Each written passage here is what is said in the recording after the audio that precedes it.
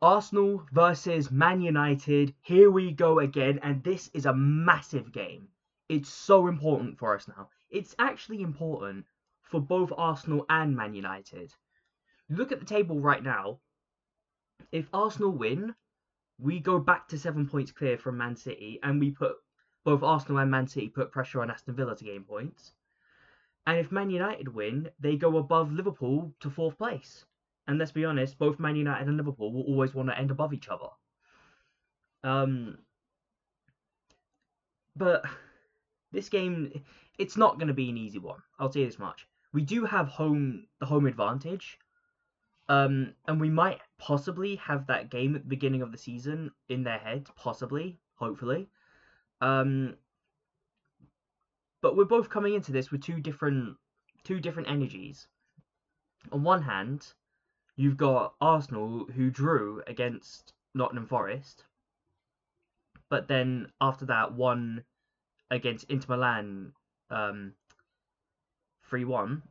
And on the other hand, you've got Man United who beat the better, well, what you'd consider anyways, the better of the two Manchester teams.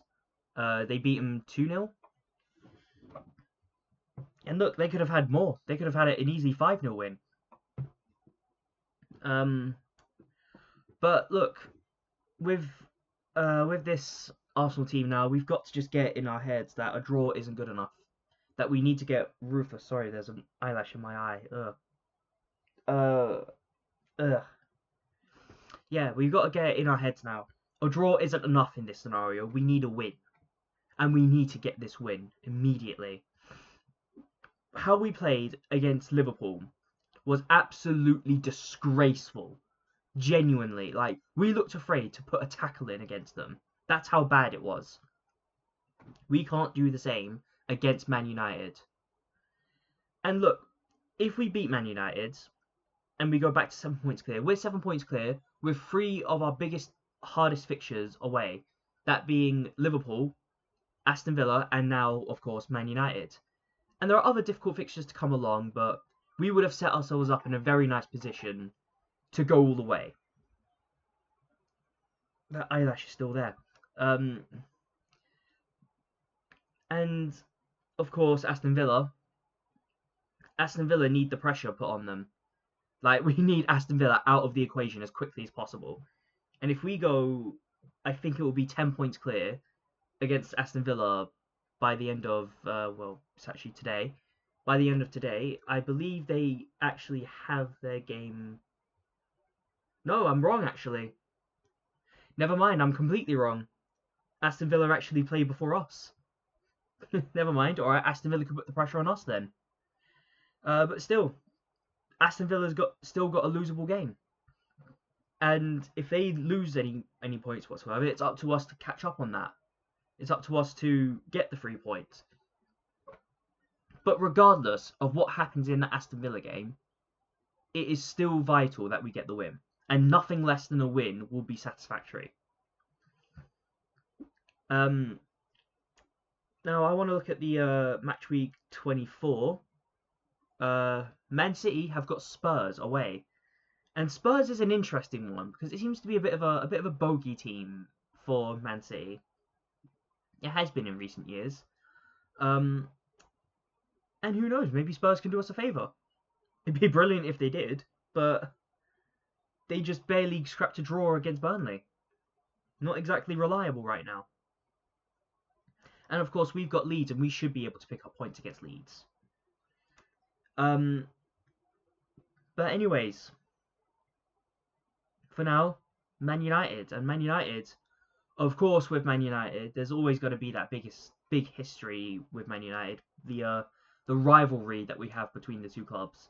And that's always going to be a thing. They hate us and we hate them. And so that's also going to be a massive factor into this game. And that's why I'm saying that if we beat them, it's another massive obstacle that's out the way. Regardless of how in form or out of form they are, they're always going to turn up in the big games. They're always going to turn up against Arsenal, against Man City, against Liverpool. But the teams like Brentford and Bournemouth, on the other hand, they're the teams that they tend to struggle against. But hopefully, in general, hopefully we can get the result. And now for my starting 11. And starting in goal, it's going to be David Raya. I don't really need to explain that one. Centre-back pairing of William Saliba and Gabriel. And again, I think that's pretty self-explanatory. They're the best centre-back pairing in all the league right now. On the right back, see now, here's the thing.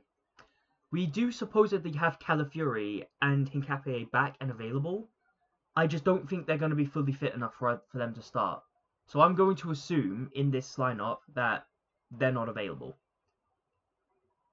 So on the right back, I'm going to have Ben White, and on the left back, it's going to have to be Urian Timber.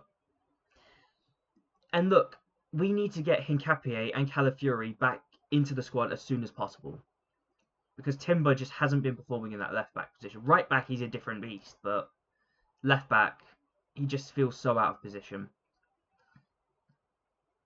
In the midfield, I've gone with Martin Zubimendi, and with him, Declan Rice and Martin Odegaard. And that is, of course, our strongest midfield right now, and we should be able to at least hold on to the ball. We should be able to at least cause problems. But saying that, Man United still have a very big strength in the midfield. And of course, in the attack, it's going to be Leandro Trossard, and with him on the right wing, I'm going to say Bukayo Saka. And in the striking position, I'm going to say Victor Gyökeres. I know people say that they would rather start Gabriel Jesus, but I think Victor Gyökeres, after seeing that goal, I want to see more of him. And as long as he's wearing that shirt, I'm going to want him to succeed. And I really, really need him to start scoring in big games now. And if he can score in this big game, who knows what that can do for his Arsenal career. It may even put a little bit of faith from the Arsenal squad into him. And who knows, maybe that goal alone against Inter Milan was just what he needed to start that off. It's hopeful thinking, I know, but look, I need to be hopeful. For the sake of this Arsenal team, for the sake of our future, our potential silverware, I've got to remain hopeful. And